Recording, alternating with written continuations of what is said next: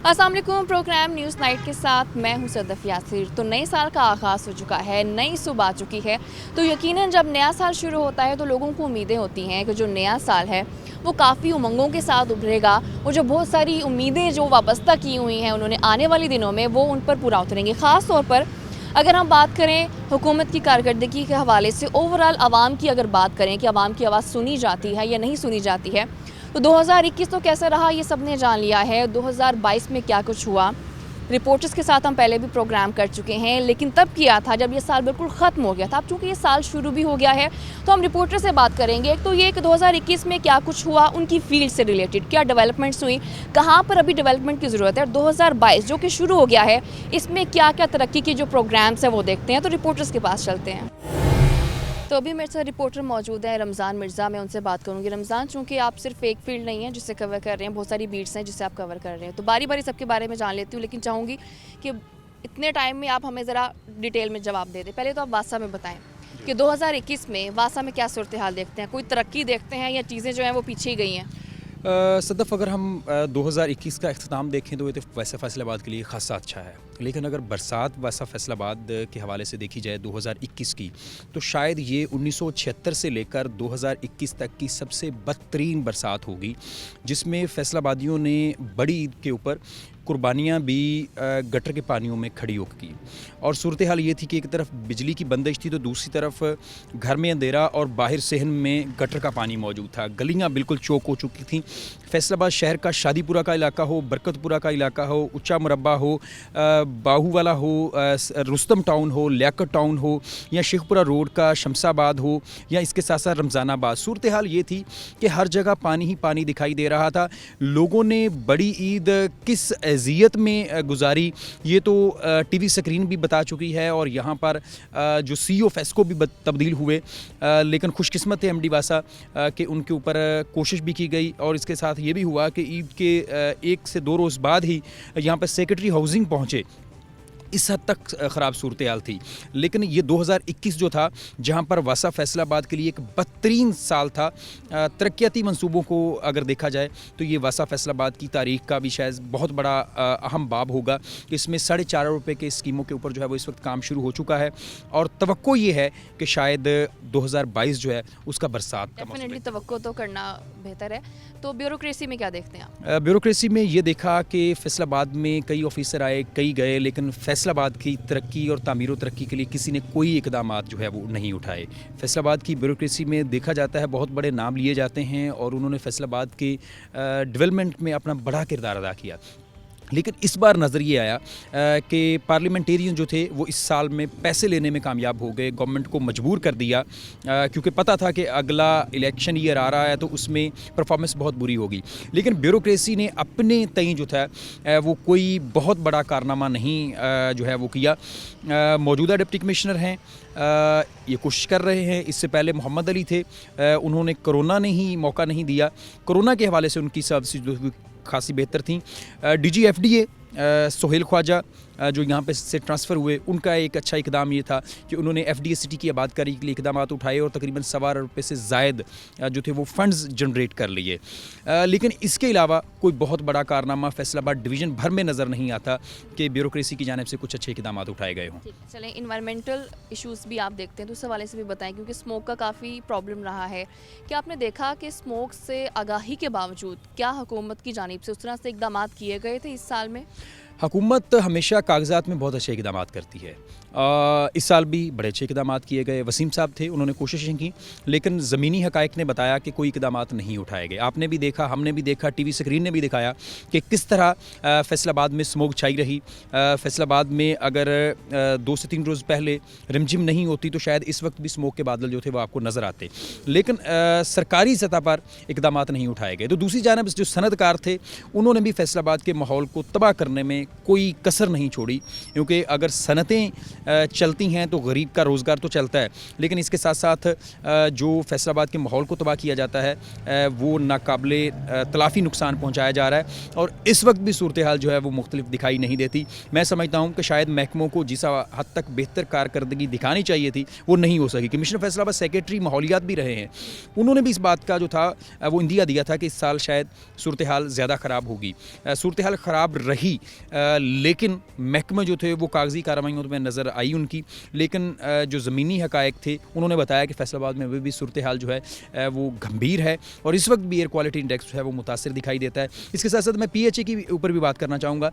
PHA भी माहौल को बेहतर करने के साथ साथ जमालियाती हुस्न पे उनका काम जो था वो ज़िम्मेदारी है, लेकिन हुकूमत की जानिब से CM पैकेज के तहत उनको कोई 4 आने दिए गए, लेकिन वो भी जारी ना हो सके। लेकिन अब 10 करोड़ रुपए की स्कीमें जो हैं उनके लिए मंजूरी दी गई है। पूरा साल जो था वो PHA के लिए कुछ खासा अच्छा नहीं था। PHA के ठेकेदार की जानिब से गुंडागर्दी नज़र आई हमें। ये भी नज़र आया कि PHA को जहाँ पर ज़िम्मेदारियाँ अदा करनी चाहिए थी, अंदरूनी शहर के पार्क्स को आबाद करना चाहिए था, उसके ऊपर कोई खातिर ख्वाह काम नहीं हो सका। अब जबकि साल का आखिर चल रहा है, उनकी जानिब से जो है वो फंड्स के ऊपर काम किया जा रहा है, शुरू हो चुकी हैं स्कीमें, लेकिन तवक्को है कि 2022 जो होगा वो भी PHA के यानी कि हवाले आप से कह बेहतर सकते हैं होगा। ये तीनों फील्ड्स जो आपने हमें बड़े अच्छे से एक्सप्लेन की और आपकी एक्सप्लेनेशन के मुताबिक इन तीनों में कहीं पे भी हमें कोई खास बेहतरी नज़र नहीं आती है। 2021 तो ऐसा कहते ही हैं था। कि आने वाले टाइम में देखते हैं कि कुछ किसी हद तक कोई बेहतरी हम कहेंगे। गवर्नमेंट जो फंड्स दे रही है और इलेक्शन ईयर आ रहा है तो तवक्को ये ज़रूर की जा रही है कि फैसलाबाद जो है वो बेहतर काम करेगा, लेकिन इसमें जिसको हम फैसलाबाद डेवलपमेंट का जो ज़िम्मेदार इदारा है FDA को नहीं भूल सकते। FDA की एक ही ज़िम्मेदारी थी बड़ी, जो फैसलाबाद का मास्टर प्लान था वो अभी तक मुकम्मल नहीं हो सका। 2017 में शुरू हुआ, 2021 भी गुजर गया, हमें पहले 2020 का लॉलीपॉप दिया गया, फिर 21 की बातें बार बार सुनाई गई और वो भी मुकम्मल नहीं हो सका। और FDA की ज़िम्मेदारी में एक और बड़ा मंसूबा था कश्मीर पुल अंडरपास, अब उसके ऊपर जो है वो उसकी फिनिशिंग जारी है, लेकिन PHA उसके ऊपर भी जो है वो 2021 में भी काम जो है वो मुकम्मल नहीं कर सका। तो मजमूई तौर पर महकमों में सुस्ती जो है वो दिखाई देती है, जिसको दूर करने की ज़रूरत है। बिल्कुल ऐसी है कि रमज़ान मिर्ज़ा बहुत शुक्रिया, इन्होंने कहा कि महकमे जो हैं वो काफ़ी सुस्त रवि का शिकार हैं, उन्हें अपनी स्पीड बढ़ाने की ज़रूरत है। अगर वो स्पीड बढ़ाएंगे तभी जो वो काम है बेहतर कर सकेंगे, ख़ास तौर पर आने वाले साल में। अभी आपको आगे लिए चलते हैं। तो अभी मेरे साथ रिपोर्टर मौजूद हैं अवैस, मैं उनसे बात करूँगी। अवैस, रेलवे आप चूँकि इसको कवर करते हैं तो मुझे बताएं क्या रेलवे में उस तरह से आप तरक्की होते देख सकें इस 2021 में? साल 2021 जो है वो महकमा रेलवे के लिए बड़ा एक अहम साल गुजरा है, क्योंकि इस साल में निजकारी का फ़ैसला किया तब्दीली सरकार ने। बहुत सी ऐसी ट्रेनें हैं जिनमें सर सैयद एक्सप्रेस है फैसलाबाद रेलवे स्टेशन पर जो पहुंचती है, उसके साथ गौरी एक्सप्रेस को जो है वो निजी कंपनीज़ के हवाले किया गया है, मगर उस तरह से जो है वो फ़ीडबैक देखने को नहीं मिल रहा। दिसंबर के माह में जैसी सर्दियाँ आती हैं तो ट्रेनों का रेवेन्यू ऑटोमेटिकली इसमें ना इजाफा हो जाता है, मुसाफिरों की कसीर तादाद रेलवे सफ़र करती है दीगर ट्रांसपोर्ट की निस्बत। तो निजी कंपनीज़ के हवाले किया गया है ट्रेनों को। इसके जो रिज़ल्ट्स हैं वो कुछ माह के बाद आएंगे कि क्या ये निजी ठेकेदार जो हैं वो ट्रेनों को चला पाते हैं या फिर तब्दीली सरकार के जो दावे हैं वो बस दावे ही रहेंगे। चलिए मुझे ये बताएं, ख़ासतौर पर रेलवे में अक्सर हमने सुना है कई दफ़ा ट्रेन लेट होने का एक बड़ा रिवाज होता है, उसकी वजह से जो मुसाफिरों को परेशानी होती है, क्या ऐसी सूरत हाल भी पैदा होती है? हाँ बिल्कुल, ट्रेनें जो हैं वो 4-4 5-5 घंटे ताख़ीर से पहुंच रही है। जब से ये गवर्नमेंट आई है तो ट्रेनों के औकात कार हम ये कह सकते हैं कि उनको बेहतर बनाने में नाकाम रही है, और बिलखसूस धुंध के मौसम में ट्रेनों की जो ताख़ीरी है वो 7 से 8 घंटे तक भी जो है वो पहुंची हुई है। ठंड के मौसम में यहाँ पर मुसाफिरों को घंटों इंतज़ार करना पड़ता है। तो इंतज़ामी अमूर जो हैं रेलवे के वो इंतहाई नाक़िस दिखाई देते हैं। ट्रेनों के औकात कार को बेहतर बनाने में महकमा रेलवे जो है वो सुस्ती का शिकार दिखाई देता है, जिस पर मुसाफिर ये गिला भी करते हुए दिखाई देते हैं कि ट्रेनों के औकात कार जो है वो बेहतर बनाए जाएँ। और गुज़िश्ता माह में ट्रेनों के औकात कार की वजह से तकरीबन जो है वो 200 से 300 के करीब जो मुसाफिर हैं उनकी ट्रेन छूटी है और उनकी जो टिकटें हैं वो भी रिफ़ंड नहीं हुई। तो इस तरह से लोगों को मुश्किलात का सामना है। इंतज़ामी अमूर में रेलवे को एक जो है वो बड़ी तब्दीली लाना होगी। ठीक है, चलें अवैस, चूँकि आप फेस्को को भी देखते हैं तो फेस्को में बताएं वहाँ का तरसीली निज़ाम कैसा? ख़ासतौर पर कुछ दिन पहले तक बिजली का काफ़ी प्रॉब्लम जो लोगों को जो फेस करना पड़ा, उसमें ओवरऑल क्या डेवलपमेंट देखते हैं आप इस पूरे साल में? जब से chief executive FESCO Chaudhary Bashir Ahmad आए हैं तो उस वक्त से जो है वो कुछ काम होता हुआ दिखाई दे रहा है। साल 2021 में जो है वो बहुत सी मुश्किलात का सामना करना पड़ा फेस्को को, क्योंकि इसमें जो पहले CEO फेस्को रह के गए हैं जिनका यही तनाज़ा बना था, सिस्टम की वजह से ही उनको जो है वो नौकरी से जो है वो मुअत्तल किया गया था चौधरी अरशद मुनीर वड़ाइच को। तो सिस्टम को जो है वो अपग्रेड करने के लिए फेस्को की जानिब से बहुत सा काम जो है वो शुरू किया गया है, मनसूबों का आगाज़ कर दिया गया है ताकि आइंदा मौसम गर्मा से पहले तरसीली निज़ाम में बेहतरी ले आए। उसमें जो है वो फैसलाबाद वेस्ट 500 kV का जो ग्रिड स्टेशन है जिस पर अरबों रुपए की रकम जो है वो NTDC खर्च कर रहा है, उससे तरसीली निज़ाम में बेहतरी आएगी। और उसके साथ साथ जो है वो लालिया में 220 kV का जो ग्रिड स्टेशन है वो अपग्रेड किया जा रहा है मौसम गर्मा से पहले, क्योंकि फेस्को के सार्फिन में साल 2021 में 2 लाख सार्फिन का इजाफा हुआ है। तो बढ़ते हुए सार्फिन के पेश नज़र सिस्टम को अपग्रेड फेस्को कर रहा है ताकि आंदा जो मौसम गर्मा है। यानी कि आप ये कह रहे हैं कि कुछ मंसूबे ऐसे हैं जिनका आगाज़ हुआ है जो मेरे ख्याल में इम्प्लीमेंट होंगे 2022 में जाके। बिल्कुल, वो 2022 में वो मंसूबे मुकम्मल होंगे, उससे जो है वो सार्फिन को रिलीफ मिलेगा। लो वोल्टेज के जो मसाइल हैं वो हल होंगे, ओवरलोडिंग के जो मसाइल हैं उन पर काबू पाया जा सकेगा। तो साल 2021 में अगर हम कहें कि फेस्को ने कंज्यूमर्स को रिलीफ दिया है तो ये बहुत ही गलत बात होगी। कंज्यूमर्स को बहुत से मसाइल का सामना करना पड़ा था, शॉर्टेज ऑफ स्टाफ की वजह से और मटीरियल शॉर्टेज की वजह से। साल 2021 में अगर हम देखें तो फेस्को 1 लाख कनेक्शंस भी नहीं लगा सका। फेस्को 1 लाख डिमांड नोटिस जो अदा हुए थे उन पर सार्फिन को जो है वो मीटर्स, ट्रांसफार्मर्स, डोमेस्टिक मीटर और कमर्शियल मीटर्स सार्फिन के नहीं लगा सका था। साल 2022 में अब देखते हैं कि फेस्को ये काम मुकम्मल कर पाएगा कि नहीं, क्योंकि दावे तो किए जा रहे हैं कि साल 2022 में एक भी कनेक्शन पेंडिंग नहीं रहेगा। नए मीटर्स जो हैं, ट्रांसफार्मर्स वो आ रहे हैं। तो साल 2021 में फेस्को सार्फिन की डिमांड के मुताबिक उनको जो है वो सप्लाई फराहम नहीं कर सका। ठीक है, कुछ रेलवे की भी डेवलपमेंट बता दें कि 2022 में उसकी डेवलपमेंट कैसी देखते हैं कि अभी तक अगर तरक्की नहीं हुई, कोई ऐसा मंसूबा जो शुरू किया गया हो, ये कहा गया हो कि आने वाले टाइम में उसमें तरक्की देखने को मिलेगी? हाँ बिल्कुल, ये ट्रेनों की जो निजकारी की जा रही है इनमें कराक्रम एक्सप्रेस है, पाकिस्तान एक्सप्रेस है, फैसलाबाद रेलवे स्टेशन पर 6 ट्रेनें जो आती हैं उनकी निजकारी का फ़ैसला किया गया है। तो जैसे ही वो निजी कंपनीज़ के हवाले जाएंगी तो निजी कंपनीज़ इस बात की दावेदार हैं कि जो महकमा रेलवे मुसाफिरों को रिलीफ फराहम नहीं कर सका, ट्रेनों के औकात कार बेहतर नहीं कर सका, तो निजी कंपनीज़ जो हैं वो इसमें बड़ी तब्दीली लाएंगी और मुसाफिरों को रिलीफ फराहम करेगी। देखते हैं कि निजी कंपनीज़ के हवाले करने पर क्या उनके जो दावे हैं वो सच साबित होते हैं, क्या मुसाफिरों को रिलीफ मिलेगा, इसका तो फैसला जो है वो आने वाला वक्त ही करेगा। चलें, ट्रेन की ओवरऑल सूरत हाल भी बता दें क्या होता है। अक्सर ये इंजन का बड़ा प्रॉब्लम आ जाता है, खासतौर पर अगर ट्रेन के इंजन को कोई प्रॉब्लम आ गया, कई घंटे गाड़ी जो है वहाँ खड़ी रहती है और इंजन का इंतज़ार करना पड़ता है।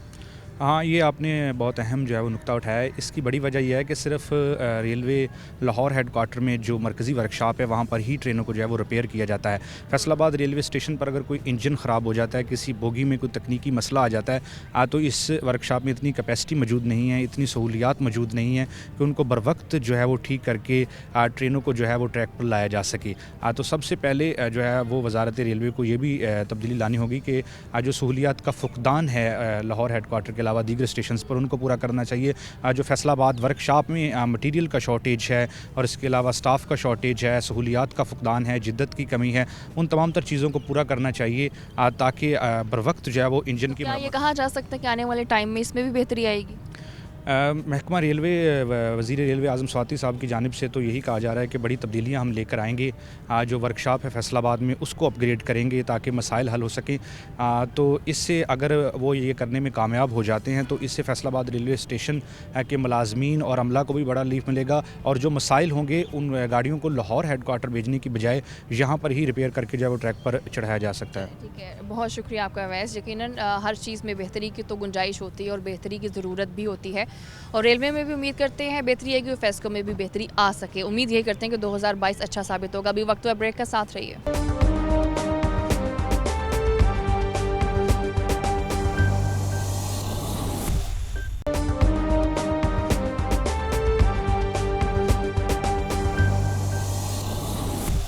Welcome back. तो अभी मेरे साथ रिपोर्टर मौजूद है जहांगीर अशरफ, मैं उनसे बात करूंगी। जहांगीर, चूँकि आप एजुकेशन को देखते हैं, तो जब ये हुकूमत आई थी ख़ास तौर पर तालीम पर काफ़ी फ़ोकस करने की बातें की जाती थी कि हम तालीम पर फ़ोकस करेंगे, यूनिवर्सिटीज़ बनेंगी, डिफरेंट डेवलपमेंट्स होंगी। तो क्या देखते हैं कि 2021 में कुछ काम हो सका एजुकेशन पे? सदफ 2021 समेत पाकिस्तान तहरीक इंसाफ की गवर्नमेंट जब से आई है तालीम पर कुछ ज़्यादा काम नहीं हुआ, और जो उम्मीदें थी यूथ को बिलखसूस और एजुकेशन सेक्टर को कि यहाँ पर प्रमोशन होगी, एजुकेशन को प्रमोट किया जाएगा, फंडिंग फराहम की जाएगी, नए फैसिलिटीज़ आएंगी, टीचर्स नए रखे जाएंगे और टीचर्स की कमी दूर होगी। लेकिन अलमिया यह है कि 2021 भी गुजर गया, स्कूल्स में ना तो कमरों की कमी दूर हो सकी, ना असाजा की कमी दूर हो सकी, ना यूनिवर्सिटीज़ की फंडिंग में कोई इजाफा हो सका, ना कोई नए प्रोजेक्ट ऐसे सामने आ सके जिससे बाकायदा तौर पर यूथ को फ़ायदा हो। एजुकेशन के हवाले से बहुत ही मायूसकुन सूरत हाल रही 2021 में, क्योंकि 2021 से पहले तक फैसलाबाद की सिर्फ अगर बात करें तो स्कूल्स में असाजा की जो कमी थी वो सिर्फ 2000 थी।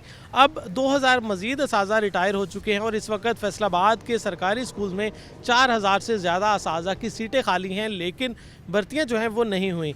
ऐलानात ज़रूर हुए कि असाजा भर्ती किए जाएंगे, लेकिन 2021 जो है वो गुजर गया और भर्तियां ना हो सकी।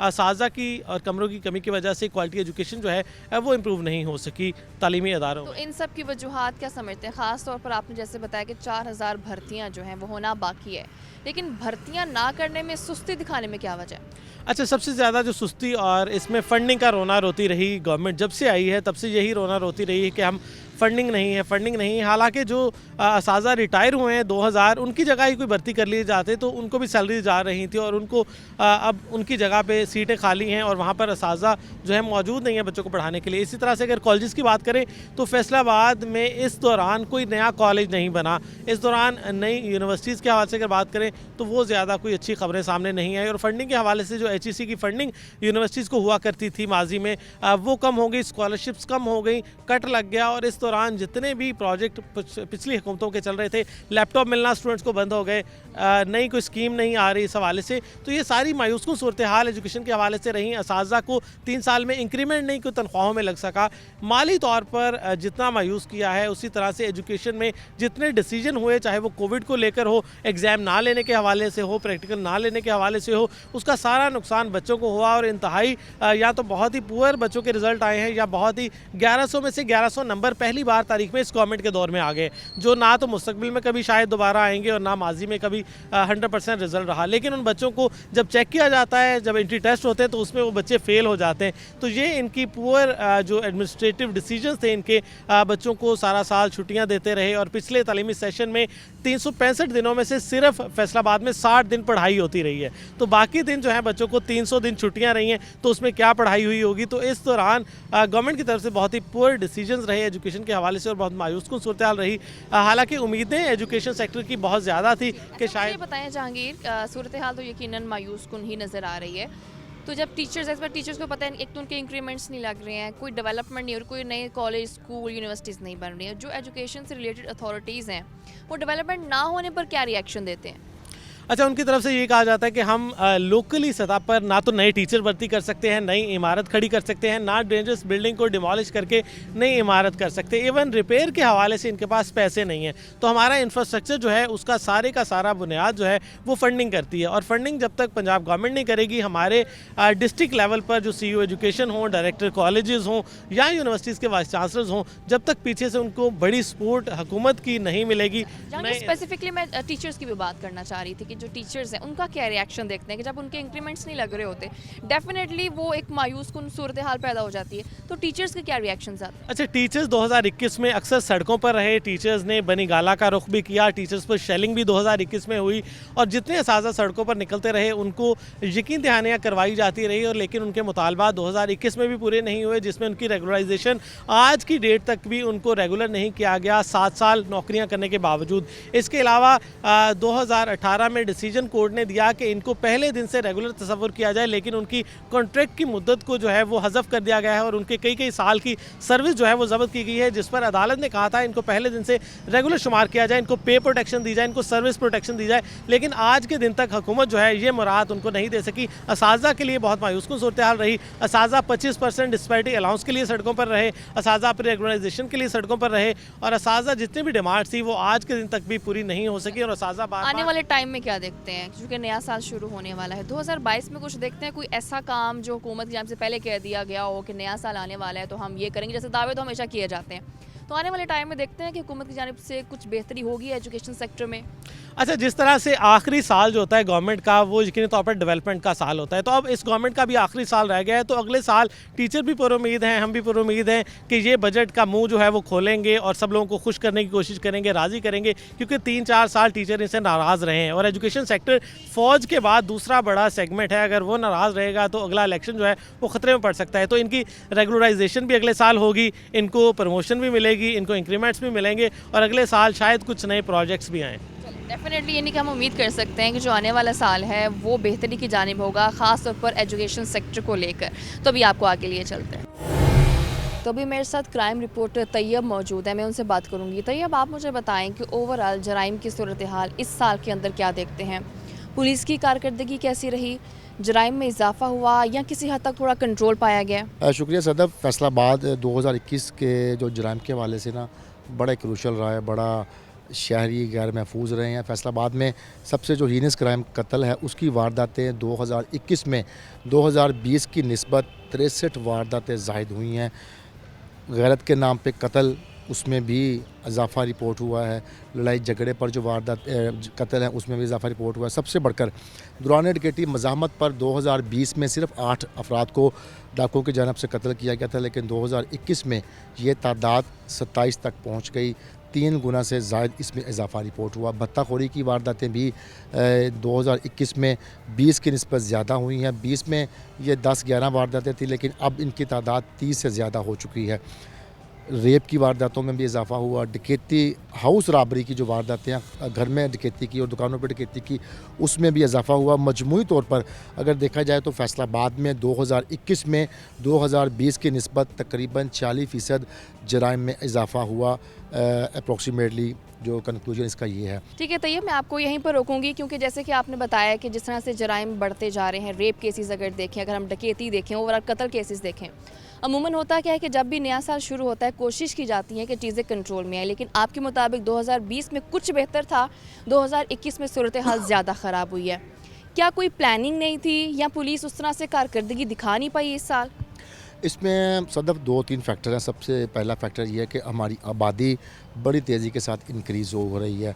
2020 में जो आबादी थी 2021 में काफ़ी मिलियंस में उसमें इजाफा हुआ, लेकिन पुलिस की नफरी में शायद टोटल 300-400 का इजाफा हुआ है। एक तो सबसे बड़ी वजह ये है। दूसरी वजह ये है कि 2021 में जितने पुलिस अफसरान थे उनका स्टांस ये रहा कि फ्री रजिस्ट्रेशन ऑफ FIR की जाए। कोई भी वारदात होती है उसका मुकदमा फ़ौरी दर्ज करवाया जाए। मुकदमा ज़ायद दर्ज होने की वजह से भी क्राइम इंक्रीज़ हुआ। और सबसे बड़ी बात जो 2021 में देखने में आई कि जराइम पेशा अनासर बहुत फास्ट हो गए। उन्होंने जदीद टेक्नोलॉजी इस्तेमाल की, उन्होंने डकैती के लिए भी जदीद ज़राए इस्तेमाल किए। CCTV फुटेज सामने आती रही हैं जिसमें ये देखा गया था कि डाकू, अच्छा आपको पता कोरोना की लहर चल रही थी, बेरोज़गारी भी थी, उसकी वजह से वारदातें बढ़ी। और सबसे बड़ी जो बात मैं यहाँ पर आपके प्रोग्राम में करना चाहूँगा कि कोरोना की वजह से मास्क का इस्तेमाल ज़रूरी करार दिया गया था, तो बहुत सारे जो डाकू हैं, बल्कि आप ये समझ लें कि 99% डाकू जो थे वो मास्क लगा कर डकैती करते थे, जिसकी वजह से उनकी शनाख्त इस सब में पुलिस नहीं, आप उनका जिक्र नहीं कर रहे हैं। ठीक है, डाकू ज़्यादा हो गए हैं, डकैतियाँ हो रही हैं, चीज़ें ख़राब हो रही हैं, इसमें पुलिस कहाँ है? डेफिनेटली अगर चीज़ें ज़्यादा हो रही थी तो पुलिस कहाँ पर थी? मैं इसी तरफ आ रहा था, अब मेरी बात पूरी होने देती कि जो पुलिस थी ना वो उन्होंने अपना काम किया जहाँ तक कर सकते थे। ये बात नहीं कि पुलिस की नेगलिजेंसी नहीं है, पुलिस की नेगलिजेंसी, क्योंकि ये तमाम जितने भी फैक्टर्स हैं इनकी बेस बनाकर पुलिस बरी ज़िम्मा नहीं हो सकती। पुलिस ये नहीं कह सकती कि इन फैक्टर्स की वजह से आबादी बढ़ी सी, उसकी वजह से या कोरोना या बेरोज़गारी की वजह से वारदातें हुई हैं, हम नहीं रोक सकते। नहीं, ये गलत। पुलिस को अगर इनकी नफरी से आदी भी हो जाए तब भी वो बाउंड हैं कि वारदातें रोकेंगे। इस पर अफसरान ने नोटिस भी लिए, बहुत सारे तफ्तीशी अफसरान को मुअत्तल किया, SHOs को मुअत्तल किया। नई खेप SHOs की आई, पिछले हमारे CL चौधरी साहब CPO रहे हैं और डॉक्टर आबा साहब रहे हैं, उन्होंने लड़कों को भी मौका दिया, नए लड़के SHO लगे हैं। अच्छा, अब सूरत हाल ये है कि आबादी और इलाका वाइज अगर देखा जाए तो थाने की नफरी उसको कंट्रोल नहीं कर सकती। जो मर्जी भी वो कर लें। अब सूरत हाल ये है कि यहाँ मैं एक और बात करना चाहूँगा कि फैसलाबाद के जिन थानों में 90% से ज़्यादा जो मोटरसाइकिल गश्त करने वाले थे वो ख़राब पड़े हुए हैं, उनको ठीक नहीं करवाया गया। नए CPO आए हैं फैसलाबाद के गुलाम मुबशर मिकन, उन्होंने इनिशिएटिव लिया है कि तमाम मोटरसाइकिल्स को MTO ब्रांच में, मोटर ट्रांसपोर्ट ब्रांच में भिजवाया है। अब वो ठीक होने जा रहे हैं। अब पेट्रोलिंग बेहतर होगी तो उम्मीद है कि इस साल जो नया साल चढ़ेगा। बिल्कुल, जैसे कि आपने नए साल की बात की, जैसे कि नफरी एक बड़ा इशू बन रहा है कि आबादी चूँकि ज़्यादा हो गई है तो जिसकी वजह से नफरी उस हिसाब से नहीं है जैसे होनी चाहिए। 2022 में क्या देखते हैं कि इन चीज़ों में बेहतरी होगी? अगर पुलिस की नफरी कम है तो इसको बढ़ाया जाए, अगर डकैतियाँ हो रही हैं तो इनको कंट्रोल किया जाए, क्योंकि आबादी आप नहीं रोक सकते, लेकिन डेफिनेटली उस चीज़ को कंट्रोल करने के लिए पुलिस को अपना काम करना पड़ेगा। देखें, नफरी का जो बढ़ाने की बात है वो तो हर साल एक मखसूस कोटा आता है जिसमें 100, 150, 200 यहाँ तक की सीटें मिलती हैं। अब भी वही होगा। ये फाइनेंस डिपार्टमेंट का काम है, हुकूमत का काम है कि उन्होंने अपना फ़ंड देखने के बाद सीटें इंक्रीज़ करनी होती हैं। लेकिन ये कई साल से चलता आ रहा है कि आबादी अगर मिलियंस में बढ़ रही है तो ये बिल्कुल ऊँट के मुँह में ज़ीरे के मुतरातिर बढ़ रही है। दूसरी बात, 2022 में अगर हमारा फैसलाबाद का सेफ सिटी प्रोजेक्ट कंप्लीट हो जाता है, जिसके तहत फैसलाबाद सिटी में जो पॉइंट्स लोकेट किए गए थे उस पे 8000 कैमरास लगने थे, जिसका सर्वर मेन जो था वो सेफ सिटी प्रोजेक्ट में होना था। अगर हमारे 2022 में ये प्रोजेक्ट कंप्लीट हो जाता है, 8000 CCTV कैमरास लोकेशन पे लग जाते हैं, तो मैं समझता हूँ कि 50% से भी ज़्यादा जराइम डिक्रीज़ हो सकता है। लेकिन अगर ये प्रोजेक्ट इसी तरह प्रोलॉन्ग होता रहा तो फिर कोई सूरत हाल नज़र नहीं आ रही।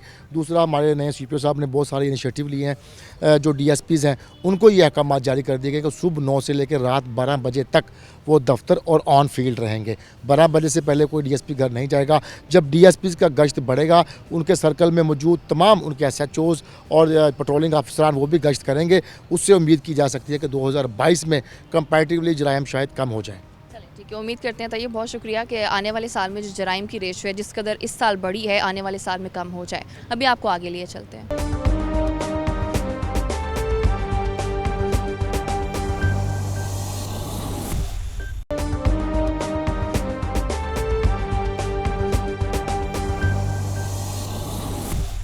Welcome back. तो अभी मेरे साथ रिपोर्टर मौजूद हैं शिराज, बट मैं उनसे बात करूंगी। शिराज, चूँकि इंडस्ट्री को आप देखते हैं तो ओवरऑल मुझे बताएं 2021 हम कैसे कह सकते हैं कि इंडस्ट्री के लिए कैसे साबित हुआ? क्या गवर्नमेंट की जानिब से इंडस्ट्री पर कोई काम किया गया? बिस्मिल्लाहिर्रहमानिर्रहीम। अगर आप फर्स्ट क्वार्टर की बात करें फिस्कल ईयर की, तो 2021 में टेक्सटाइल की एक्सपोर्ट में 29% ग्रोथ देखी गई है और ये एक बड़ा अच्छा पॉजिटिव इम्पैक्ट है कि ग्रोथ बढ़ी है और अदाद शुमार में बड़ी एक डिफरेंस आया है। लेकिन इसके साथ साथ सनतकारों को कई मसाइल का सामना भी रहा है, जिसमें सबसे बड़ा इशू और सबसे बड़ा मुतालबा जो है टेक्सटाइल पॉलिसी है। 5 साल टेक्सटाइल पॉलिसी ना होने की वजह से प्राइस अनसर्टन है। बिजली नहीं पता कब महंगी हो जानी है, कब सस्ती होगी, कब उसमें उसके रेट्स मज़ीद बढ़ा दिए जाएंगे। आप एक इंटरनेशनल बायर के साथ सपोजिटली एक डील करते हैं और उस डील के मुताबिक बिजली की कीमत और थी, लेकिन आपने जब डील कर ली और आप प्रोडक्शन कर रहे हैं, कपड़ा बनाना शुरू किया है, इस दौरान बिजली की कीमत में 4 रुपये फ़ी यूनिट इजाफा कर दिया गया। तो आप जब उसकी कॉस्ट ऑफ डूइंग बिज़नेस को देखते हैं तो वो आपकी पैदावारी लागत बहुत ज़्यादा बढ़ जाती है। तो ये अनसर्टेनिटी पूरा साल ही चलती रही है और जिसकी वजह से एक्सपोर्टर खासे परेशान रहे हैं। और सबसे बड़ा मुतालबा यही था कि टेक्सटाइल पॉलिसी, क्योंकि पाकिस्तान तहरीक इंसाफ का अपना नारा था टेक्सटाइल पॉलिसी देना कि हम टेक्सटाइल पॉलिसी लेके आए हैं, हमने मुतारिफ़ करवाई है। तो अब सबसे बड़ी तवक्को सनतकार की, एक्सपोर्टर की यही थी कि हमें टेक्सटाइल पॉलिसी 5 साल के लिए मिल जाए। उससे ये होता है कि प्राइस जो है वो 5 साल के लिए उसका तयन हो जाता है, फिक्स्ड हो जाती है।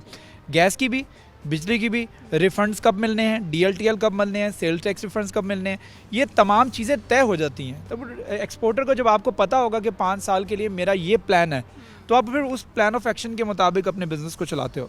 तो वो प्लान ऑफ एक्शन जो है वो इंडस्ट्रियलिस्ट के पास नहीं था, जिसकी वजह से बहुत ज़्यादा अनसर्टेनिटी रही है। प्राइसेस बिजली की बहुत ज़्यादा अप एंड डाउन रही। गो के इस वक्त एक्सपोर्ट काफ़ी बढ़ी इस साल में, लेकिन उसके बावजूद आपका एक्सपोर्टर जो है, आपका सनतकार जो है, आपका SME सेक्टर जो है वो काफ़ी नाराज़ भी रहा है। तो ध्यान देने की और तवज्जो तलब बात यह है कि 2022 में इंडस्ट्रियलिस्ट तवक्को कर रहा है कि उसके जो DLTL के मामलात हैं, उसके जो रिफ़ंड्स हैं, उनको फौरी तौर पर ना सिर्फ जारी किया जाए, 40 अरब रुपए के रिफ़ंड्स हैं जो कि अभी तक गवर्नमेंट ने पे करने हैं। तो वो अगर जब तक नहीं पे होंगे, क्योंकि रिफ़ंड्स जो होते हैं बेसिकली एक्सपोर्ट इंडस्ट्री का फ्यूल होते हैं, जब वो आप रिफंड्स देती है गवर्नमेंट, उसके बाद ही इंडस्ट्रियलिस्ट इस काबिल हो पाता है कि वो अपनी टेक्सटाइल को चला यस डेफिनेटली 2022 के बारे में मैं यकीनन आपसे पूछूंगी कि इंडस्ट्री के लिए बेहतर कैसे होगा, लेकिन इससे पहले जो आप बात कर रहे थे पॉलिसी के हवाले से कि इंडस्ट्री के हवाले से टेक्सटाइल के हिसाब से एक पॉलिसी बनानी चाहिए जिससे चीज़ें फिक्स हो जाएं ताकि किसी को प्रॉब्लम ना हो। ये पॉलिसी तो आपने बता दी कि उनकी ये कहना था कि होनी चाहिए। जब ये पॉलिसी आगे पेश की गई, इस पॉलिसी को कबूल ना करने की क्या वजह थी? इसको डेफर करने की मुख्तलिफ वजूहत हैं। मुख्तलिफ वजूहत उसमें सबसे बड़ी वजह जो है, फिर आ जाके दोबारा से हम वो सेंटर पॉइंट पे आते हैं कि IMF की कुछ शराइत हैं जिसकी वजह से हमें बिजली महंगी करनी पड़ती है, गैस महंगी करनी पड़ती है और रिफ़ंड्स रोकने पड़ते हैं। रिफ़ंड्स का एक मामला बनाया था उन्होंने, लेकिन वो 72 घंटे का था सेल टैक्स का, उसमें दिए भी, लेकिन उसके बाद फिर वो रुक गया जिसकी वजह से एक डेडलॉक है। तो रिफ़ंड्स वो जारी हों तो ये है कि टेक्सटाइल इंडस्ट्री दोबारा से अपनी एक्सपोर्ट को बढ़ाने के लिए, अपने टारगेट्स अचीव करने के लिए कोशिशें कर सकती है। लेकिन जब तक आप टेक्सटाइल पॉलिसी नहीं देंगे, टेक्सटाइल पॉलिसी डेफर होने की वजूहत यही थी कि अगर बिजली सस्ती कर दी जाएगी, गैस सस्ती कर दी जाएगी, तो फिर हुकूमत के वो टारगेट्स किस तरह अप्रूव होंगे और ख़ास तौर पे IMF की उस शराइत पे हम किस तरह से उतरेंगे जो IMF की शर्तें हैं। तो बड़ा ज़रूरी था कि टेक्सटाइल पॉलिसी दी जाती, लेकिन अगर नहीं दी गई उसके यही वजूहत हैं कि IMF की कड़ी शराइत हैं, कंडीशंस हैं, और उन कंडीशंस को मद्देनज़र रखते हुए आप इस तरह से इजीली टेक्सटाइल पॉलिसी चलिए ओवरऑल पिछले साल से कंपेयर करें, जैसे कि आपने कहा कि क्या वाकई ऐसा है कि पिछले साल की निस्बत इस बार एक्सपोर्ट अच्छी है?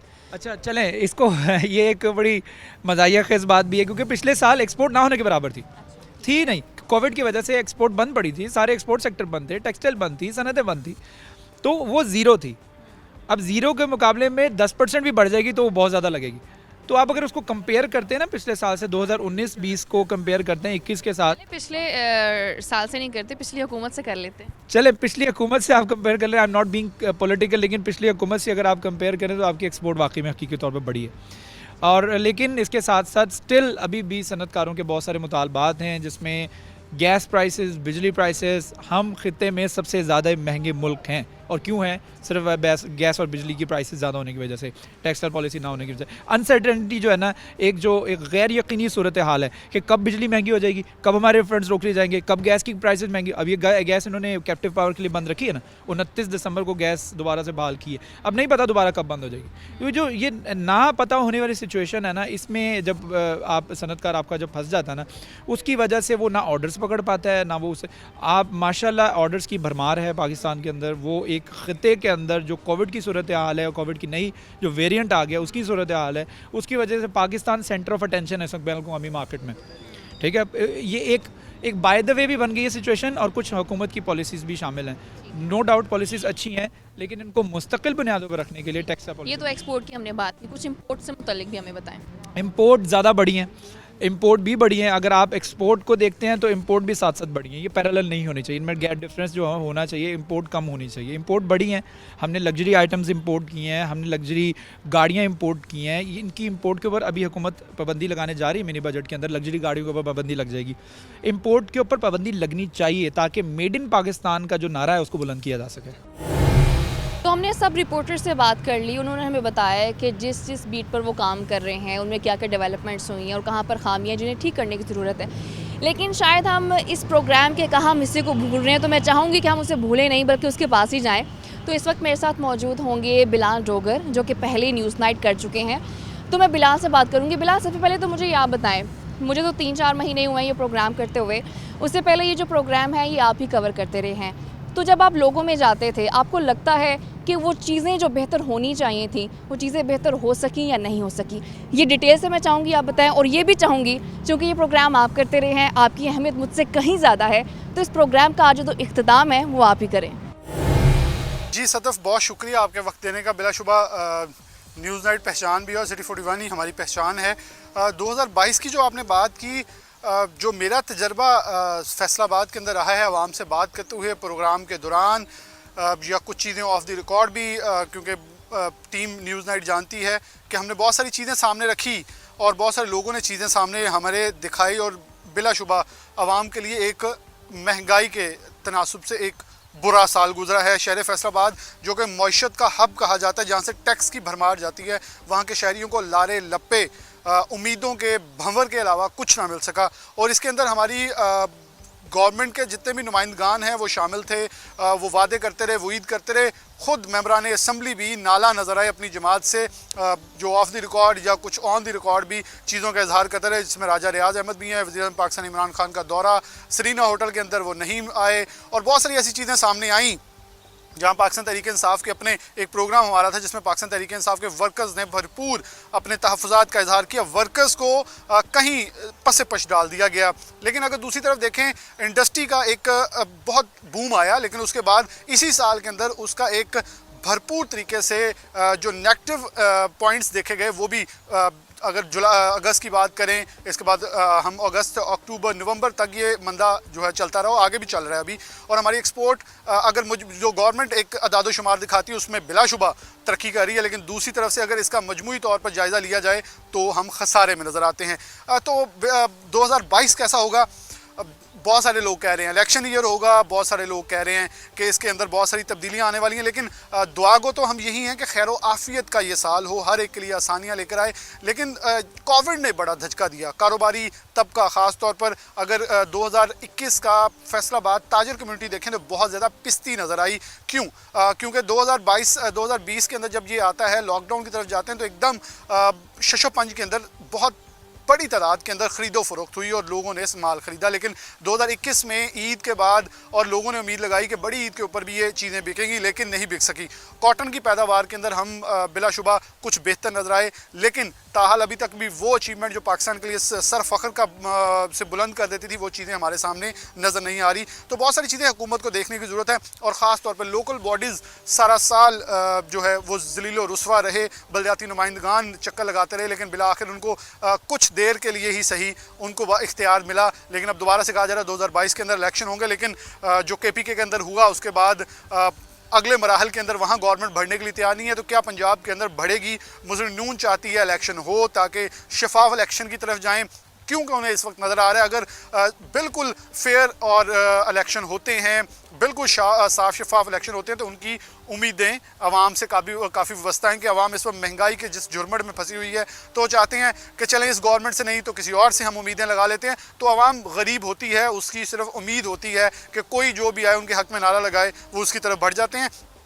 महंगाई सबसे बड़ा एक रोना है। शहर फैसलाबाद में 10 में से 7 MNA हैं, और पाकिस्तान तहरीक इंसाफ के पास MPs की भी बड़ी तादाद है, मिनिस्टर्स हैं, सब कुछ है, लेकिन आवाम ताहाल अभी तक वो हासिल नहीं कर सकी जो उनका हक़ है।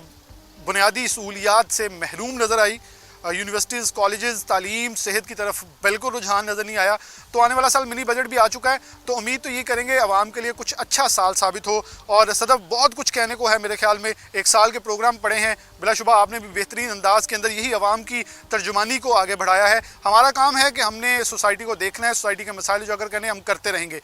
मैं आपने प्रोग्राम मेरे स्पुर्द किया, तो मैं इसी दुआ के साथ इख्तिताम की तरफ बढ़ूंगा। उम्मीद करते हैं अल्लाह पाक ये आने वाला साल हमारे लिए रहमतों बढ़ा रहे, मेरे शहर के बासियों के लिए आसानी लेकर आए। मज़दूरों का शहर है, इसके अलावा ताजरों का शहर है, इंडस्ट्रिस्टों का शहर है, सबके लिए आसानी हो। इसी के साथ प्रोग्राम न्यूज़ नेट से मैं इजाज़त चाहूँगा, सदफ यासिर के हमरा और तमाम टीम के हमरा। अल्लाह हाफ़िज़।